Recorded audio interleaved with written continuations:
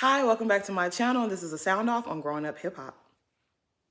So the episode starts off with Lucretia and her father meeting up at, it looks like a Caribbean festival.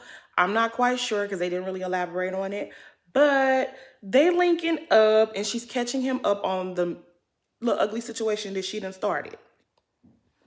So Lucretia is telling Luke about the fight that happened between her and Sequoia.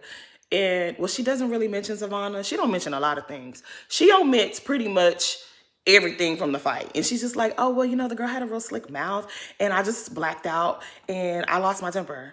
And it's like, girl, that a lot more happened than that. But okay, you probably don't want to tell your daddy what you was doing. Whatever. Luke pretty much lets her know, like, he's the same way, but you know what? That's not ladylike.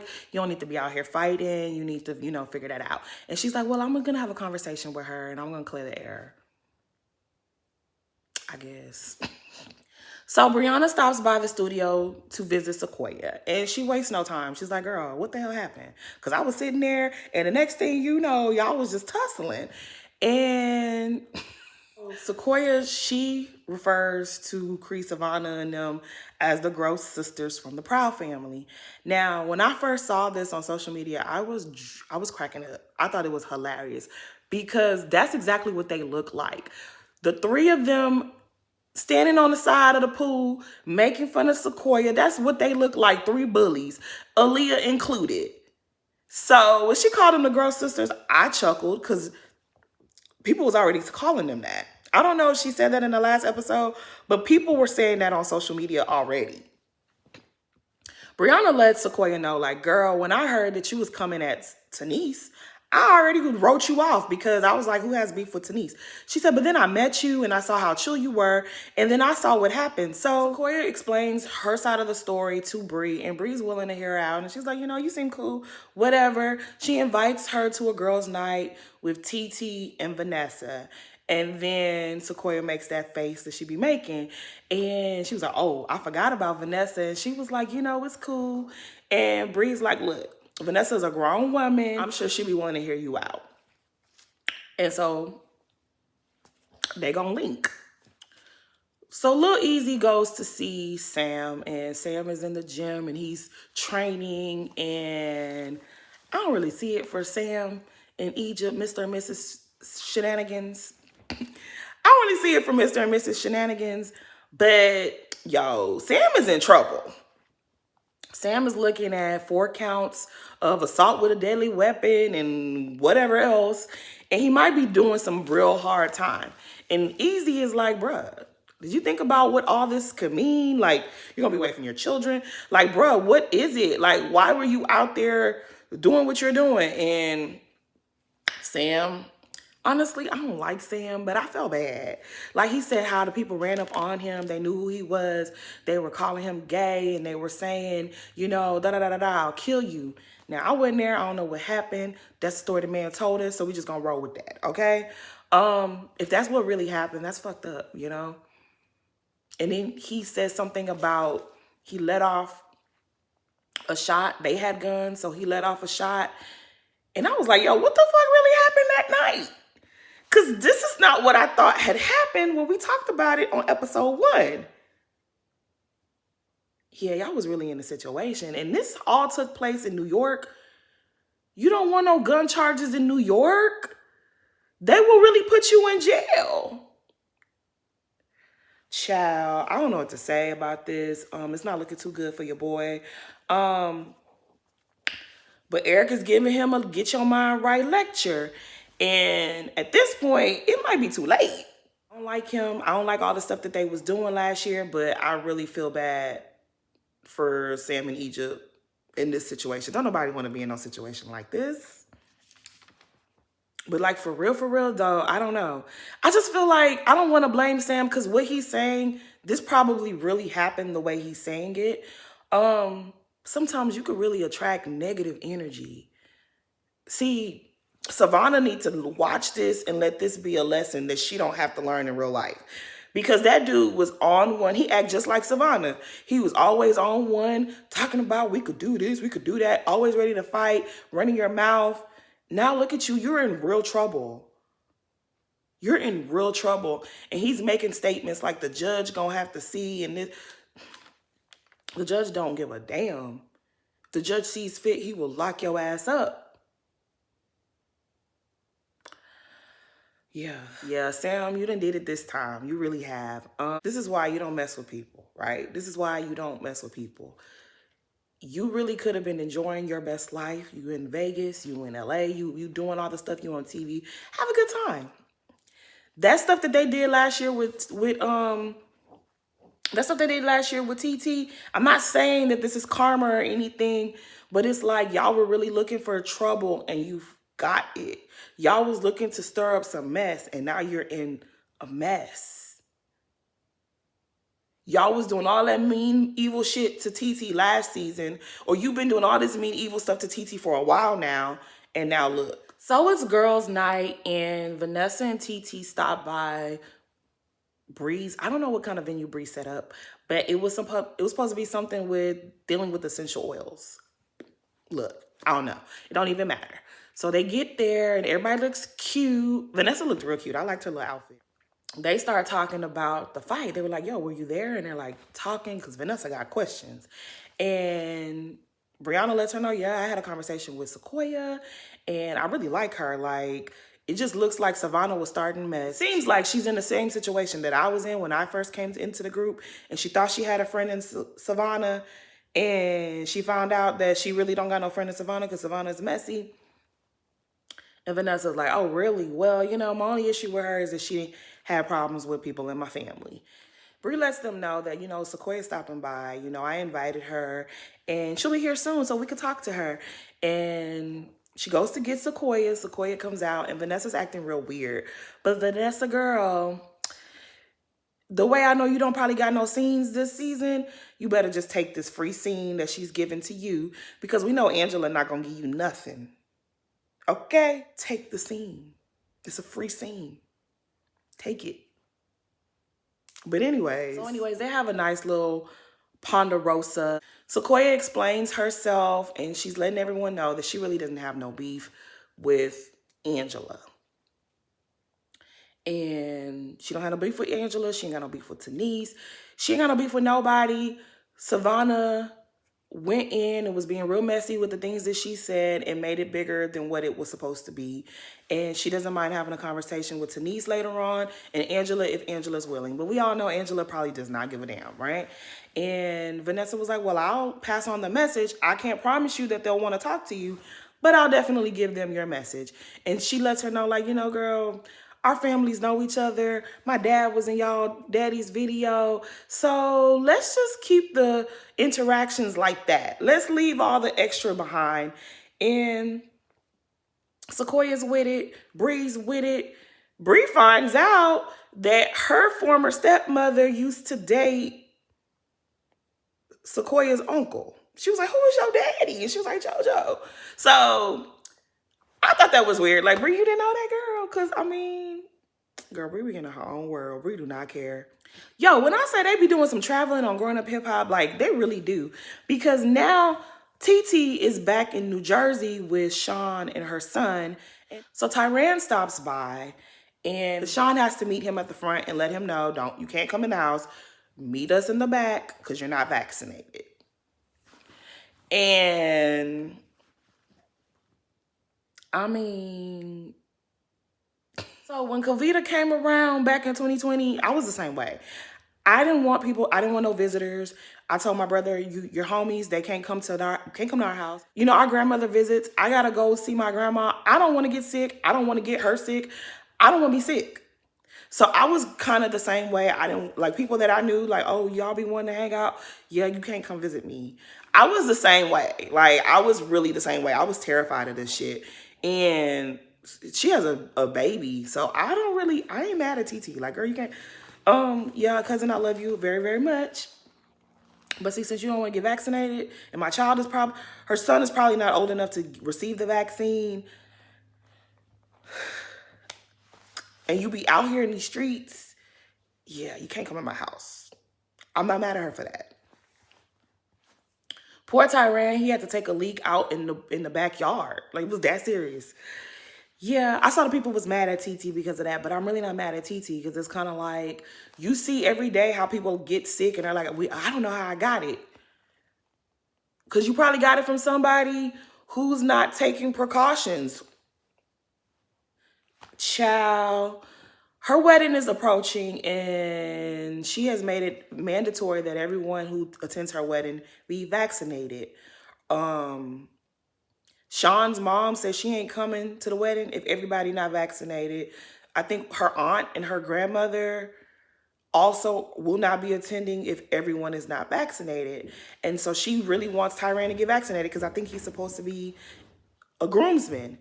And Tyran is like, yeah, I ain't changed my mind. I ain't getting vaccinated.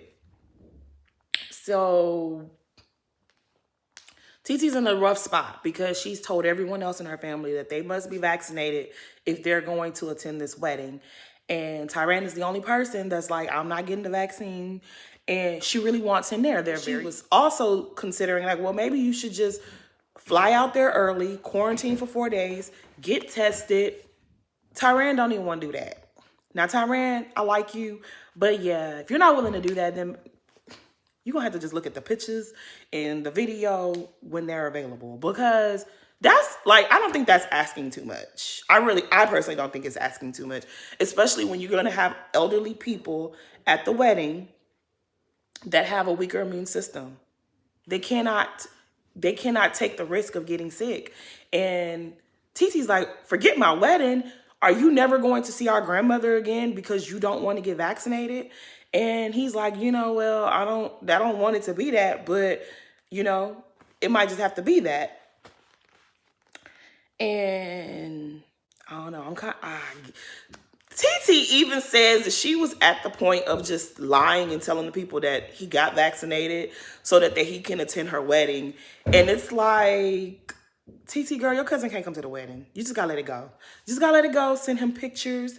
Let him, I don't know, maybe he could be outside the wedding with his mask on and somebody could be recording inside, or I don't know. I mean, the wedding already didn't happen. We saw the pictures on Instagram, but it's looking like your cousin can't come to the wedding, sis. And I'm not trying to force nobody to get vaccinated. If you can't come, you can't come. So Cree and Sequoia get together for a little lunch or something to hash out the drama. And Cree pretty much lets Sequoia know, like, girl, your comment really made me black out. I lost my shit and acted a fool. What you had to say triggered me. And so she was like, when you said something about the kids, it just triggered me. And Sequoia's kind of like, okay, I understand things happen. Do you not want to talk about it or whatever? She's like, no, I'm not really in a place that I want to talk about it, but you really need to watch what you say. And she says in her confessions, that's Sequoia's issue. She needs to watch what she said because you really don't know. And my thing is just like, I really want to like Lucretia because I kind of liked her last season, right? But Lucretia, you a walking contradiction. Like, you will say something and then you will contradict yourself in the very next couple of moments, right? He let Sequoia know, she had an issue with Sequoia saying something about, oh, they're jealous of me because I'm cute. And she says, a lot of times lighter skinned women like to make themselves feel as though they are superior to the darker skinned women. Well, we all know that, right? But see, the thing about that is, what they got to do with this here? If you know me, I don't play that colorism shit. I do not play about it. Something that has affected me in my life, in my childhood. I don't play that colorism crap. I really don't. I don't play when it comes to colorism. But I'm really having a hard time seeing how Sequoia was being colorist towards Cree. Obviously, they are both darker skinned complected women. Sequoia is maybe 2 or 3 shades lighter than Cree. She probably not even that. She really just kind of have different undertones than Cree. I ain't even gonna sit up here and play people that are only maybe a shade or 2 lighter than you can try to be colorist towards you. That I'm not gonna act like that's not a thing. But I don't know if that's a thing here. Sequoia's caught off guard because she had to like, ooh, wait a minute, I need to take a break. I need to take a break. And she was just like, what the hell? She's confused as what, just like the rest of us watching, we're confused. I don't feel as though Sequoia was being a colorist towards Cree. I feel like Cree just didn't want to take any kind of responsibility, or she didn't want to accept that she was wrong. So she was just really throwing anything that might stick. Because even when Sequoia mentioned her child, she was like, well, I didn't hear what Savannah said about your child. But you jumped up as if you did. And you piggybacked off of what Savannah said. So I don't know how you didn't hear that. So that was lie number one. Lie number two is you're trying to make this a colorist issue. And yeah, it don't go. It don't go. Yeah, it just doesn't go. Because Cree's like, well, you know, I feel like we're all beautiful black women. Cree, you guys got the name the Gross Sisters because the three of you were standing on the side making fun of Sequoia, her looks, her body, her outfit, and now you want to preach this, oh, we're all beautiful black women. Girl, get the fuck out of here with that shit, because that was some bull. And you know it was some bull. I don't doubt that you might have had issues with colorism, but in this moment, it's not. To me, the only person that I've seen on that cast that's been somewhat colorist towards you would have to be Twist. Because when Twist and Cree got into that little argument last season, and Twist told her, yeah, you look like your daddy, he low-key was trying to say you look like a man. He was trying to strip you of your femininity so he could curse you out. And that was wrong. That, if you say that was colorist, I'll take that. But Sequoia, I don't feel like she was being colorist towards you. I feel like, Cree, you throw that out there all the time that you're this and you're that and you're this and you're that and people are jealous of you. So when she does it to you, I don't see how that's colorist. I just didn't see the colorism. I just didn't see it. I don't know, like, you know, this is a reality TV show, so things get chopped off. But I just felt like from what you stated, oh, she called you the Gross Sisters, and she said that she looked better than y'all, or she was cute, and y'all was mad because she was cute. Ain't that what we say as women? We say that all the time. Oh, she just mad because I'm cute. Bitches is mad. Oh, they hating. Oh, she mad because da-da-da-da-da. That's the stuff, that's what we say. We say that all the time. You say it. So how is... You're reaching. You're really reaching with that one. I'm sorry. That was bull. That was BS. I will say I saw some of the tweets that Cree made on Twitter last night, and she was giving a little bit of some context, and she was saying how, you know, the Gross Sisters from the Proud family, they were so dark that they were, you know, they were so black that they were blue. They had a bad attitude. They were poor. They were inferior. They were Jamaican. So I never noticed all of that. It's been a long time since I watched the episode of The Proud Family. I honestly think that Sequoia was just trying to say that they look like some bullies. And they did look like bullies. I don't think Sequoia was thinking that deep. I just don't think she was. But I can understand if that is where it went in Cree's mind. If Cree wasn't acting the way that she was acting, I could really truly understand. Nonetheless, if you felt like, oh, you know, if you heard her say Gross Sisters and it triggered you, it is what it is. I get it. When you break certain things down, you see that there are coded messages in a lot of things that we consume. So I wouldn't be surprised if everything she said about the characters, the Gross Sisters on Proud Family, if that's all true, because a lot of times they use coded language to fuck with us. I believe that. I understand where she's coming from. The problem with this situation is you were being just as mean to her. You were making fun of her. You've said since you've come on this show, Cree, you've been tearing down women about their appearance, about their wigs, about how they look, about how you have a small waist and a fat ass. So I don't understand how that girl could just say, oh, they mad because I'm cute, and it could set you off. Like, I don't ever want to call a woman insecure or jealous, but that's what it's giving, because it's like you sit up there and you say all these things, but the moment this girl said, oh, they mad because I'm cute, that bothered you? That would lead me to feel like you probably are mad. You probably saw her and your confidence was shook a little bit because her saying I'm cute and they mad because I'm cute.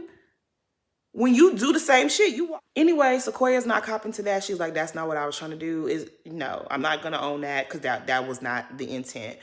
She was just like, "I just don't understand why the two of us could not be cool. Why we couldn't have a conversation and just work things out like we're doing right now instead of having this ugly blow up." And Cree is just like, I was defending my friends and you had problems with all my friends. So what does it look like for me being cool with you? And it's just like, Cree girl, Lucretia, you just met these girls. You just met these girls. You're with, like, we all have friends, but you're a grown woman in your 30s. Like, girl, if you didn't want to talk to her because of you felt like she was coming at these girls that you have bonded with, that's totally okay. But you're inserting yourself into the nonsense. That's where the problem is. You're doing what they're not even doing for themselves. It just doesn't make any sense. Sequoia is just letting it be known, like, look, she has a little bit of some rich kid PTSD, famous person's child PTSD. I don't know what to call it. But she's just used to the girls not liking her because of who her daddy was and the things that she had access to. So she got a chip on her shoulder as well. And when y'all was giving her a certain energy, she gave the energy right back. Might have been unwarranted, but it is what it is. They agreed that they could probably move forward. And Sequoia's like, yeah, I'm open to having a conversation with Tanise if she wants to have one. I see, Cree, this is where you lose me once again. She's going to say to her, well, when I spoke to Tanise last, she was still a little bit upset about the situation. Lucretia, this girl has apologized to this woman's sister-in-law and had a conversation with her. Vanessa never said, oh, Tanise is still mad at you. She sat down and spoke to JoJo, this woman's husband, and he said, I allow my wife to speak for herself. So where you come from to deliver the message to this girl to say, well, I heard she was still a little upset with you. You are determined to be the Simmons flunky. That's what you want to be. And it's just not a good look. It's just like, this is a grown woman with a husband, with the family. She don't need you to speak for her. What, like, who made you the gatekeeper? Like, who made you the Simmons gatekeeper? It's getting weird. It's getting very, very, it's weird. Who made you the spokesperson? Who? So we started this episode in Miami and now we in Vegas, okay? Egypt and Pep are in the kitchen. I think Egypt is trying to make drinks or whatnot. Mr. Shenanigan walks in. He was like, y'all, I hope y'all got some good news for me because today's been a kind of a day. And I'm kind of feeling bad for them. The nervous energy is very much apparent. And yeah, y'all done really did it to yourselves this time. Y'all really have. So Sam breaks the news about, the time that he may be facing. In Egypt, you could tell she's just hurt. Pep is shook. And she's just like, damn. She asks Egypt to leave the room for a moment because she wants to have a one-on-one conversation with Sam. And they're talking. And she's also trying to give him a Get Your Mind lecture. But the thing about it is, y'all should have been gave this man a Get Your Mind Right lecture while he was out here acting stupid. And it really just keeps coming back to the energy you put out there. You put out this negative energy. You want to fight. You ready for a fight. You ready for war all the time. And now look at your situation. Savannah, I hope you taking notes, girl. Because you put out the same type of energy. Like, honestly, if he was targeted because of the show and because people think he's gay, that's not right. That is so not right. And I kind of believe him a little bit. It's just too late. Like, it's above us now. It's above everybody now. You put out so much negative energy and unfortunately, damn, you're in a really bad situation right now. Sam asks Pep to do him a favor, and he's just kind of like, if the worst comes to worst, don't let Egypt wait for me. Egypt is in the confessionals already saying she don't care how long. She gonna wait for her babe. She gonna stand by her man. She gonna wait for him. And I think Pep looking like I was gonna do that anyways. Pep looking like I was gonna do that anyways, but she was just like letting him know, like, you see how this affects people. You go out there and act a fool, and it affects others. It affects your whole family, everybody that loves you. It touches their lives, and all of this is futile because if he go to jail, he going to jail. Like, the only thing y'all could pray for is that the lawyers can work something out, because gun charges in New York, don't nobody want that, for a reason. And but yeah, he's trying to be noble and say, yeah, tell her, let her live her life. She's young, you know. Everybody said I would get her in trouble, and now look, I actually did it. So let her live her life. Don't make her wait for me. You know, don't let her to do that. And it's just kind of like, Sam, are you being for real, or you know she's gonna see this? Like, are you doing some reverse psychology here? What are you doing, Sam? If you don't want her to wait for you, that's something you need to let her know right now. Or you need to break up with her. Because really, you should have been broke up with this girl. You should have let her go a long time ago. You've been causing problems for her and her family and her life and the people that she loves for a while now. Now all of a sudden you want to grow a conscience because maybe you're hoping, I don't know. I don't know if this is another antic or if this is real emotions. But he just looks so sorrowful, and Pep is just like, you see, this is, now she wants to talk sober. Now she wants to talk sober talk. Like, oh, I go through the same thing. People try me all the time, but it's not worth my money. It's not worth my life. You should have been telling him this. Egypt punched Brianna. That was the time for this conversation. To let him know, I'm not tolerating this kind of mess. This needs to stop. But I don't think you did. Instead, you was like, well, if Bree was going to hit her first, I'm glad she got the upper hand on Bree. Yes, this is a mess. And I can't believe I really feel bad for Sam. I really do, because who wants to go to jail? Don't nobody want that. But the only thing he did say that made some sense was like, tell Egypt not to wait. And I hope Egypt, child.